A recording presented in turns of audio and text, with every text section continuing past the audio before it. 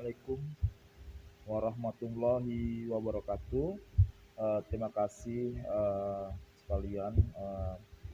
Pada pagi hari ini saya akan mengajarkan atau memberikan penjelasan terkait pertemuan ketiga kita dalam mata kuliah Hukum Lembaga Negara, di mana dalam pertemuan ketiga ini saya akan membahas terkait lembaga negara pasca amandemen Undang-Undang Dasar 1945.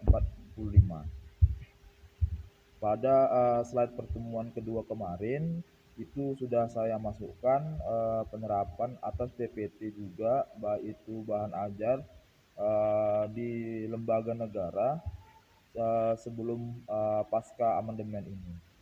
Dan sekarang saya akan menjelaskan terkait lembaga negara pasca amandemen Undang-Undang Dasar 1945.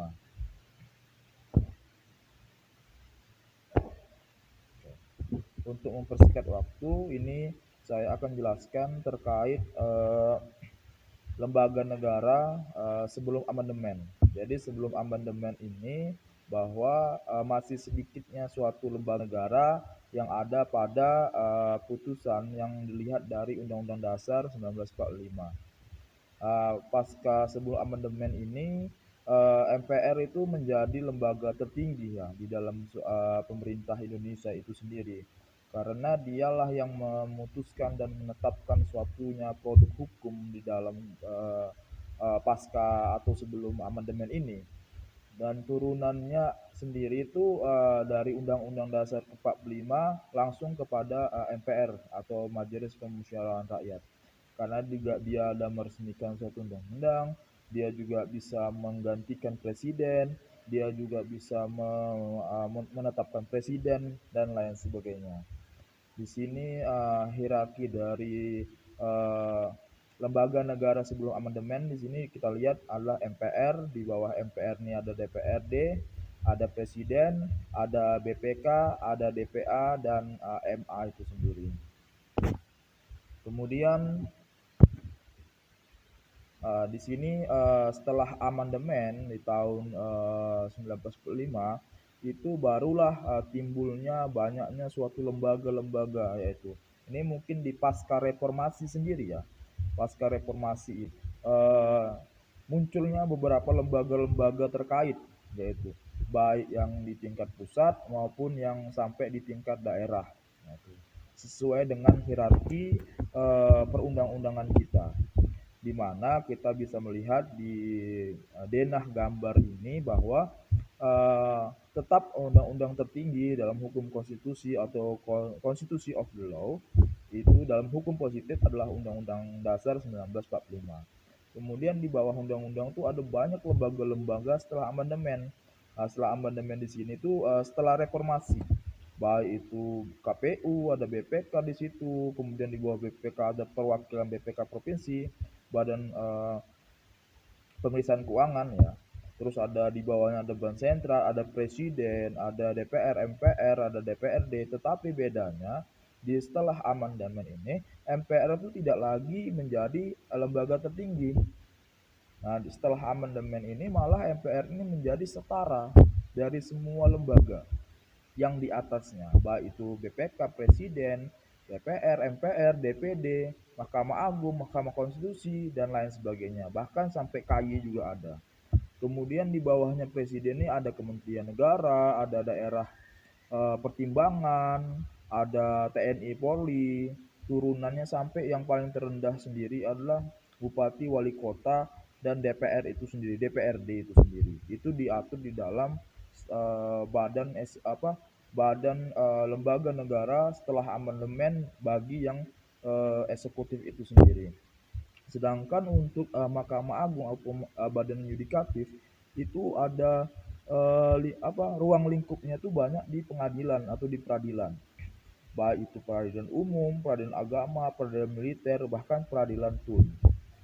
Kayak gitu. Dan MA ini adalah sebagai badan yang mempunyai fungsi yang langsung berkaitan terhadap kebebasan kehakiman juga. Jadi inilah denah yang saya buat pasca setelah amandemen. Oke. Kemudian amandemen Undang-Undang Negara Republik Indonesia tahun 1945, di mana amandemen Undang-Undang 1945 telah membawa konsekuensi perubahan struktural ketatanegaraan di Indonesia. Jadi itu tadi setelah amandemen perubahannya sangat signifikan. Yang sebelum amandemen ada MPR itu adalah lembaga, jadi setelah amandemen menjadi lembaga yang setara dengan presiden dan lembaga-lembaga lain, baik itu eksekutif, yudikatif maupun legislatif. Kemudian dalam kasus ini di Indonesia ada beberapa hal yang menjadi inti dan mempengaruhi banyaknya pembentukan lembaga negara yang bersifat independen. Jadi inilah dia tahun 1945. Kemudian 1945 ini juga amandemen undang-undang telah membawa konsekuensi perubahan struktur ketenagaan di Indonesia. Dalam kasus di Indonesia ada beberapa hal yang menjadi inti dan mempengaruhi banyaknya pembentukan lembaga negara yang bersifat independen. Tadi ya. Kemudian hal-hal yang mempengaruhi terbentuknya lembaga negara yang baru, di mana di sini ada tiada kredibilitas lembaga yang sistematik dan mengakar yang sulit untuk diberantas. Kemudian tidak independennya lembaga-lembaga negara yang ada, karena salah satu atau lainnya hal tunduk dari bawah pengaruh satu kekuasaan negara atau kekuasaan itu sendiri. Kemudian ketidakmampuan lembaga-lembaga negara yang telah ada untuk melakukan tugas yang urgen dalam masa transisi demokrasi karena persoalan birokrasi dan KKN. Kemudian di sini adanya pengaruh global dengan pembentukan lembaga negara baru di banyaknya negara menunjukkan demokrasi atas suatu tekanan lembaga internasional.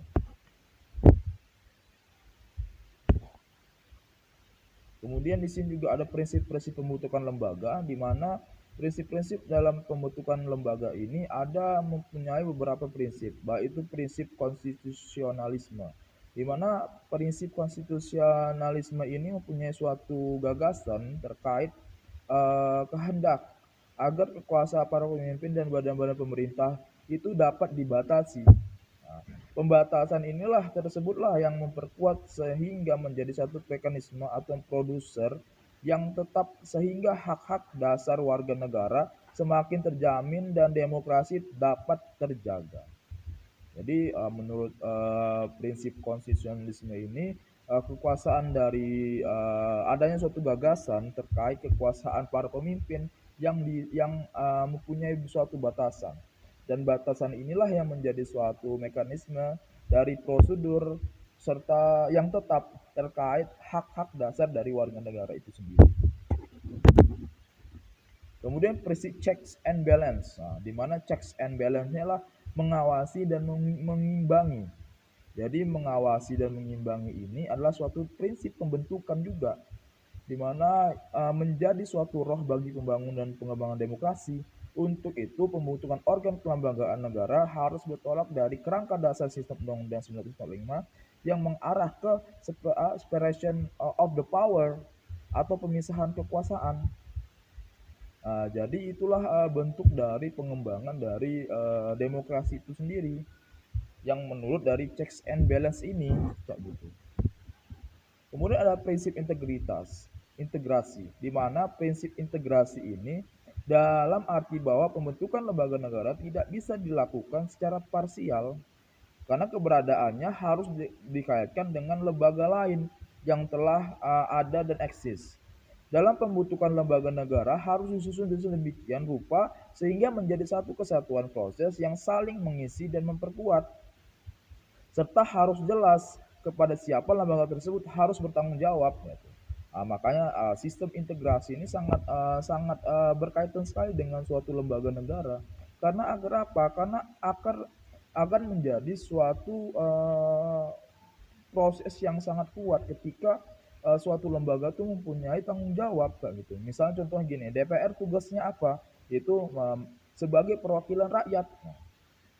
Bertugas sebagai apa? Mewakili rakyat dalam kepentingan rakyat kayak gitu. Tetapi banyak konteks-konteks lain yang sampai saat ini lembaga negara banyak lembaga negara yang tidak mempunyai tidak memiliki keharusan terkait tanggung jawabnya itu seperti apa. Hal inilah yang diungkapkan dalam prinsip integrasi bahwa suatu lembaga itu harus mempunyai pembentukan terhadap proses dalam memperkuat tanggung jawab atas suatu lembaga tersebut.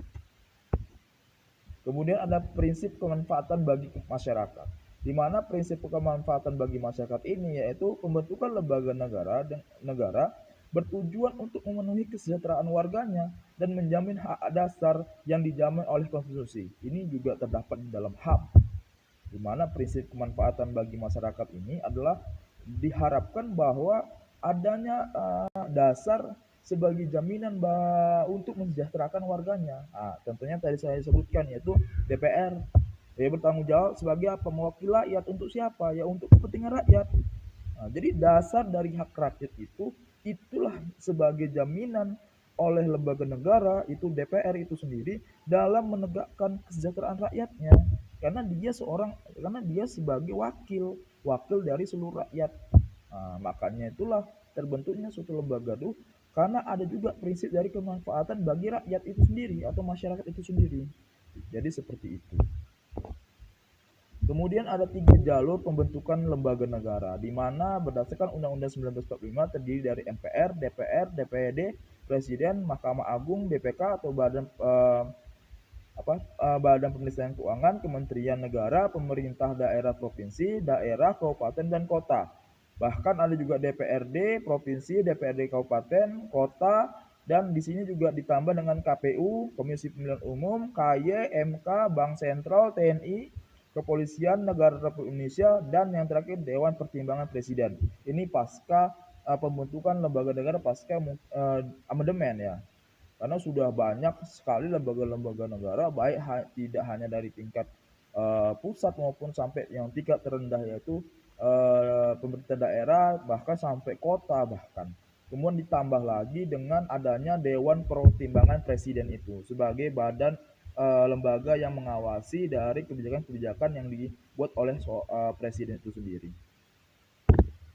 Kemudian berdasarkan undang-undang itu terdiri dari Komnas HAM. Nah, jadi Undang-Undang 1945 itu sendiri, kemudian ada berdasarkan undang-undang sendiri di sini kebanyakan itu yang menyangkut tentang hak-hak dari hak-hak dan kewajiban terhadap pemanfaatan ke masyarakat itu sendiri. Nah, itu baik itu Komnas HAM, KPK, KPI, Komisi Pengawasan Persaingan Usaha, Komisi Kebenaran dan Rekonsiliasi, Komnas Anak, Komisi Kepolisian, Komisi Kejaksaan, Dewan Pers, dan Dewan Pendidikan. Nah, ini yang berdasarkan undang-undang. Kemudian berdasarkan keputusan presiden di sini ada ombudsman, ya, ada Komisi Hukum Nasional, ada Komisi Nasional Anti Kekerasan Terhadap Perempuan. Ini Komnas Perempuan lah orang bilang. Kemudian ada Komisi Pengawasan Kekayaan Penyelenggaraan Daerah.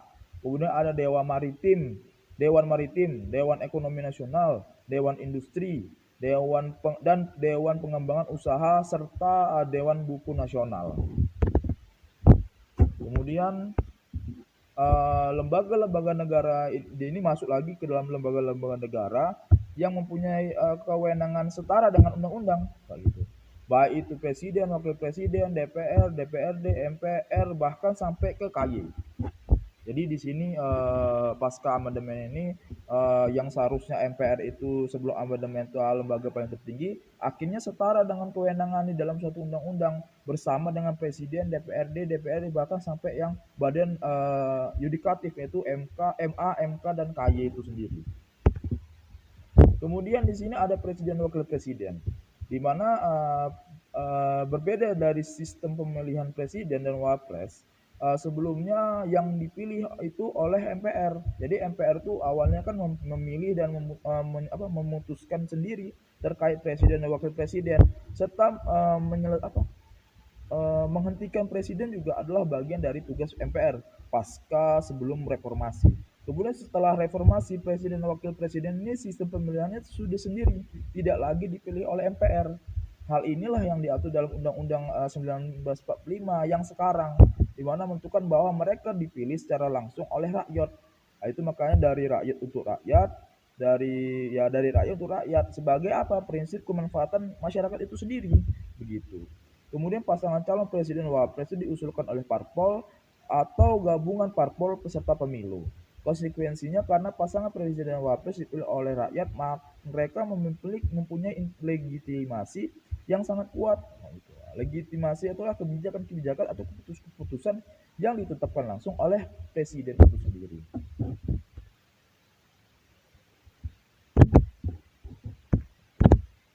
Kemudian hal yang diatur dalam pasal 7A Undang-Undang Dasar 1945 menyatakan bahwa presiden dan wakil presiden hanya dapat diberhentikan dalam masa jabatannya apabila terbukti telah melakukan pelanggaran hukum berupa pengkhianatan terhadap negara, korupsi, penyuapan, tindak pidana berat lainnya, dan atau perbuatan tercela maupun apabila terbukti tidak lagi memenuhi syarat sebagai presiden dan wakil presiden. Hal inilah yang diatur dalam pasal 7 Undang-Undang Dasar 1945 tentang presiden dan wakil presiden yang dapat diberhentikan atas suatu masa jabatannya kecuali dia melakukan pelanggaran yang sangat berat, baik itu bersifat pengkhianatan negara dan korupsi maupun yang lain. Kemudian di sini ada juga Dewan Perwakilan Rakyat, di mana DPR ini sendiri adalah setelah perubahan Undang-Undang 95 ini mempunyai kekuasaan DPRD, di mana itu diperkuat dan dikukuh atas keberadaannya, terutama diberikannya kekuasaan membentuk undang-undang yang memang merupakan karakteristik sebuah lembaga legislatif. Jadi setelah amandemen, kewenangannya DPR ini sejajar dengan kewenangan lembaga-lembaga negara yang lain, baik itu MPR, Presiden, MA dan KY dan sebagainya macamnya. Dan dia membentuk suatu undang-undang atau dia memproduksi suatu undang-undang untuk apa? Ya untuk pemanfaatan dari rakyat itu sendiri dan kemanfaatan dari rakyat itu sendiri begitu. Kemudian hal ini membentuk rumusan sebelum perubahan yang menetapkan presiden sebagai pemegang kekuasaan berbentuk undang-undang. Kemudian dalam pengaturannya itu kedudukan DPR itu mempunyai hubungan yang erat antara presiden dengan DPR itu sendiri. Kemudian setelah DPRD selesai, ini ada DPD atau Dewan Perwakilan Daerah, di mana di Dewan Perwakilan Daerah ini merupakan lembaga perwakilan yang mencerminkan perwakilan politik, atau di sini adalah dalam bahasa Inggrisnya adalah political representation. Nah, di mana political representation ini adalah suatu lembaga perwakilan yang mencerminkan perwakilan daerah atau territorial representation, di mana keberadaan DPRD itu terkait erat dengan aspirasi dan kepentingan daerah agar perumusan dan pengambilan keputusan nasional mengenai daerah dapat mengakomodir kepentingan daerah selain karena mendorong percepatan demokrasi, pembangunan dan kemajuan daerah. Jadi DPRD ini tugasnya sebagai pendorong dari DPRD melalui daerah untuk menjamin dan merumuskan segala bentuk dari keputusan nasional yang ditetapkan oleh DPR itu sendiri. Nah, jadi mengkoordinir apa saja yang ada di dalam di suatu daerah. Nah, itu. Dan dia sebagai juga perwakilan di daerah kayak gitu. Sebelum DPRD. Jadi begitu. DPR, DPRD dan DPD. Nah, paling bawah lagi mendasar gitu. Dan keputusan-keputusan yang dibuat oleh DPRD itu biasanya itu akan dijalankan langsung oleh DPD begitu. Dan ini adalah lembaga yang mencerminkan suatu perwakilan daerah itu tadi atau territorial representation.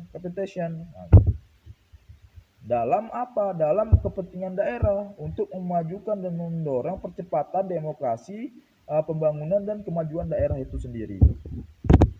Kemudian DPD ini juga sebagai lembaga legislatif yang mempunyai kewenangan atas bidang legislasi, baik itu legislasi, anggaran, pengawasan, pertimbangan, seperti halnya itu DPR. Nah, itu saya bilang. Jadi dia tuh DPD ini sebagai lembaga dalam percepatan kebijakan yang dibuat oleh DPR itu sendiri. Jadi DPR membuat suatu keputusan atau kebijakan atau memproduksi suatu produk hukum atau produk undang-undang dan itu langsung dijalankan oleh DPD sendiri. Di mana? Di daerah. Yaitu tadi teritorial itu representation atau presentasi dari produk yang dihasilkan oleh DPR untuk daerah. Nah, jadi wewenang DPD sendiri ini dapat mengajukan kepada daerah. Ya, RUU atau rancangan undang-undang yang berkaitan dengan otonomi daerah itu juga berhubungan dengan pusat daerah, pembentukan dan pemekaran juga. Itu salah satu juga serta penggabungan daerah. Kemudian ada pengelolaan sumber daya, alam dan sumber daya ekonomi lainnya serta yang berkaitan dengan pertimbangan keuangan pusat dan daerah. Inilah dia DPD itu sendiri. Kemudian setelah kita masuk ke DPD, kita kembali ke Majelis Permusyawaratan Rakyat, di mana keberadaan MPR ini pasca perubahan undang-undang ini telah sangat jauh berbeda dibandingkan sebelumnya, di mana MPR ini menjalankan sepenuhnya, tidak lagi melaksanakan sepenuhnya kedaulatan rakyat dan tidak lagi berkedudukan sebagai lembaga tertinggi negara. Nah, jadi kan saya udah bilang di awal bahwa lembaga tertinggi setelah sebelum amandemen itu adalah MPR. Kemudian akhirnya dia sejajar dengan kekuasaan yang sangat besar, termasuk itu adalah presiden dan wakil presiden itu saja setara kewenangannya begitu. Kemudian sekarang MPR Undang-Undang 95 adalah lembaga yang mempunyai kewenangan pokok yang terbatas, yaitu yang pertama mengubah dan menetapkan undang-undang menurut undang-undang. Jadi kalau sebelum amandemen dia juga yang memilih secara langsung atas presiden tersebut. Setelah amandemen barulah rakyatlah yang memilih presiden dan wakil presiden. Mungkin itu saja perubahannya, tetapi seperti melantik dan memberhentikan presiden itu tetap sama baik itu sebelum amandemen maupun sudah amandemen. Kemudian di sini ada Badan Pemeriksa Keuangan atau BPK. Karena BPK ini sendiri adalah suatu lembaga yang mempunyai kebebasan dan kemandirian terkait apa suatu hal yang mutlak dan ada untuk sebuah lembaga negara yang melaksanakan tugas memeriksa pengelolaan dan bertanggung jawab tentang keuangan negara. Jadi BPK ini sebagai ibaratnya sebagai bendahara dalam suatu negara, yaitu termasuklah negara Indonesia. Nah, hasil kerja BPK itu diserahkan oleh siapa? Yaitu DPR, DPRD, DPR, DPD, serta lembaga-lembaga perwakilan atau badan sesuai dengan undang-undang. Jadi semua penyelesaian yang dibuat atau kebijakan-kebijakan yang buat terkait keuangan negara Indonesia itu langsung diperiksa langsung oleh DPR, DPRD maupun DPD itu sendiri. Tak gitu. Kemudian untuk memperkuat jangkauan wilayah pemeriksaan, BPK memiliki perwakilan di setiap provinsi. Nah, kenapa? Karena perlu adanya suatu cabang. Karena Indonesia kan banyak, ada 33 provinsi, 34 provinsi ya. Jadi tidak mungkin bisa terpaku kepada satu lembaga saja di pusat. Perlu adanya suatu badan lain atau lembaga lain di daerah. Untuk apa? Untuk mengawasi seluruh alur dan lalu lintas perjalanan keuangan yang ada di Indonesia, yaitu dan seluruh perjalanan lalu lintas anggaran yang diberikan oleh pemerintah pusat kepada pemerintah daerah begitu.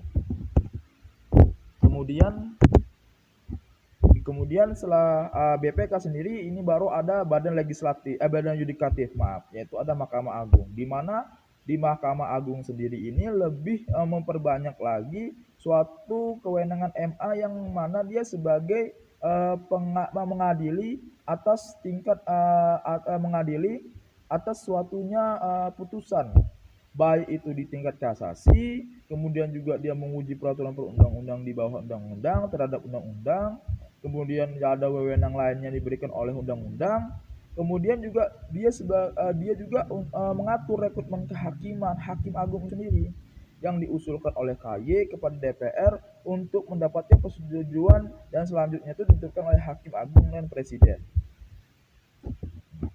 Jadi MA ini adalah suatu lembaga juga dalam badan yudikatif, di mana dia tuh mempunyai tugas dan kewenangan untuk mengadili suatu keputusan-keputusan.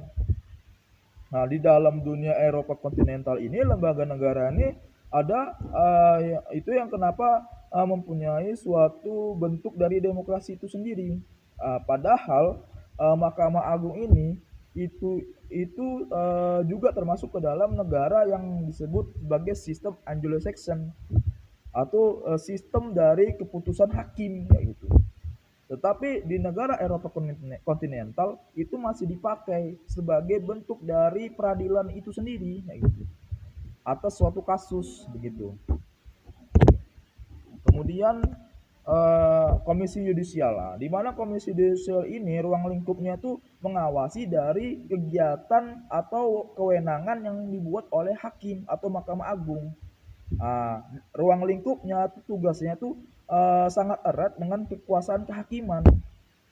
Tugas KAI itu apa? Mengusulkan pengangkatan hakim agung, juga mempunyai kewenangan lain dalam rangka menjaga dan menegakkan kehormatan, keluhuran, martabat, dan perilaku hakim.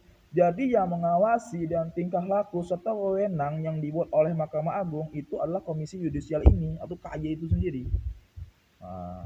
Inilah tugas dan wewenang yang dipunya atau yang dimiliki oleh Komisi Yudisial atau KY itu sendiri. Kemudian ada Mahkamah Konstitusi, di mana dalam Mahkamah Konstitusi ini adalah suatu lembaga baru yang dibentuk atas perubahan undang-undang. Di mana dalam pembentukan lembaga ini MK ini itu sebagai pengawal konstitusi untuk menjamin agar proses demokrasi di Indonesia dapat berjalan lancar dan sukses. Hal ini juga dilakukan melalui pelaksanaan tugas konstitusional yang diarahkan kepada terwujudnya penguatan check and balance tadi antara cabang kekuasaan negara dan perlindungan dan jaminan pelaksanaan hak konstitusional warga negara sebagaimana telah diatur dalam Undang-Undang Dasar, Nah, jadi dia Mahkamah Konstitusi ini adalah suatu lembaga yang baru di dalam perubahan Undang-Undang Dasar pasca setelah amandemen, gitu. Kenapa? MK ini adalah sebagai lembaga yang mengawasi seluruh jalanan demokrasi di Indonesia. Demokrasi inilah yang menjadi jaminan MK untuk bisa lancar dan sukses dalam penegakan dan penguatan check and balance di dalam lembaga negara itu sendiri gitu. Dan perubahan-perubahan itu banyak terjadi di MK karena MK ini adalah suatu mahkamah yang emang dia memutuskan suatu perubahan perundang-undangan atau suatu perubahan perundang-undangan itu sendiri begitu. Kemudian kewenangan MK sini sebagai pengawal konstitusi. Artinya apa? Dia sebagai pengawal terbentuknya suatu undang-undang kayak gitu. Makanya kenapa dalam pembuatan perundang-undangan atau memproduksi undang-undang oleh DPR, bila mana suatu undang-undang tersebut itu tidak sesuai dengan kepentingan rakyat, maka rakyat berhak untuk menguji undang-undang tersebut ke dalam MK ini atau Mahkamah Agung, Mahkamah Konstitusi ini. Ketika dan inilah menjadi suatu kewenangan yang dimiliki oleh MK terhadap pengujian undang-undang itu sendiri. Kemudian kewenangan MK selain sebagai pengawal konstitusi itu apa saja?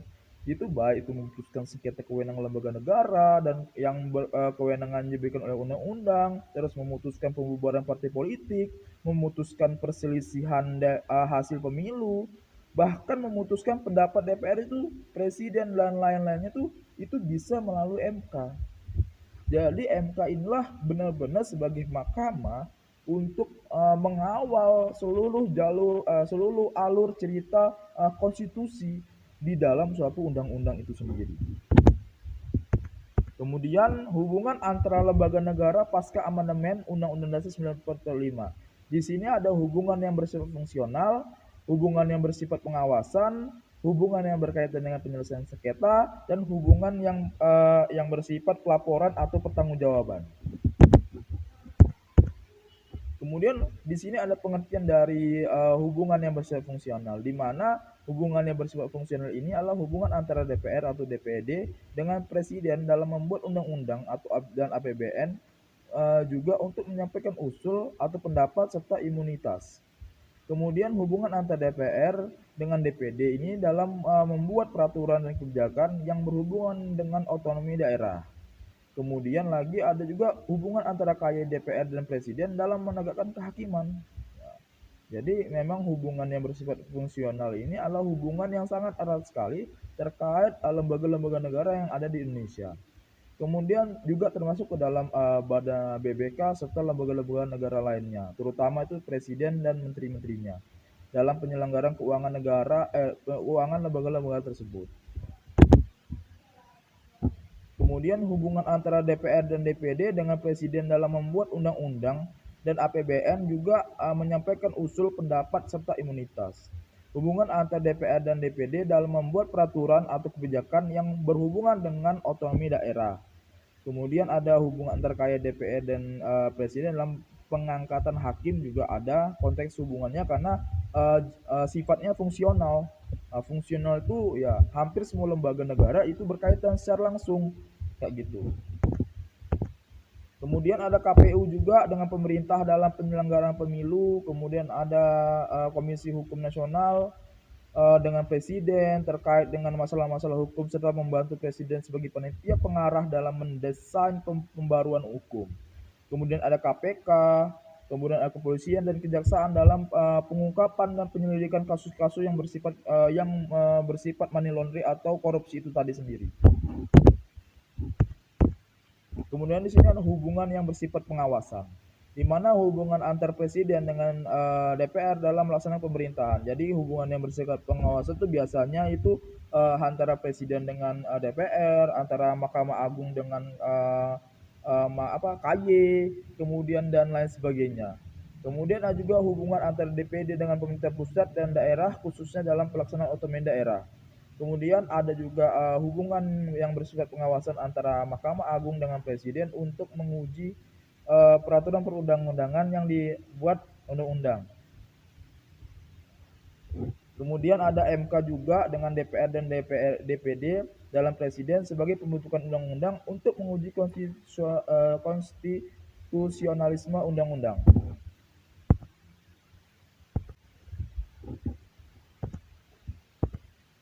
Oke. Kemudian di sini ada juga hubungan pengawasan terhadap KPK dengan pemerintah, kemudian ada Komisi Ombudsman Nasional dengan pemerintah dan aparatur pemerintah. Nah, di sini ada Komisi Ombudsman ya, di mana Ombudsman ini kan sebagai bentuk pengawasan dari seluruh kebijakan yang dibuat oleh aparatur pemerintah, kayak gitu. Kemudian ada KPK dengan pemerintah juga sebagai landasan dalam penyelidikan kasus-kasus yang bersifat korupsi, di mana Ombudsman ini juga sebagai pengawasan juga terkait kebijakan yang diberikan oleh pemerintah agar terciptanya suatu pelayanan yang baik terhadap ajas umum pemerintah yang baik itu atau good governance itu sendiri.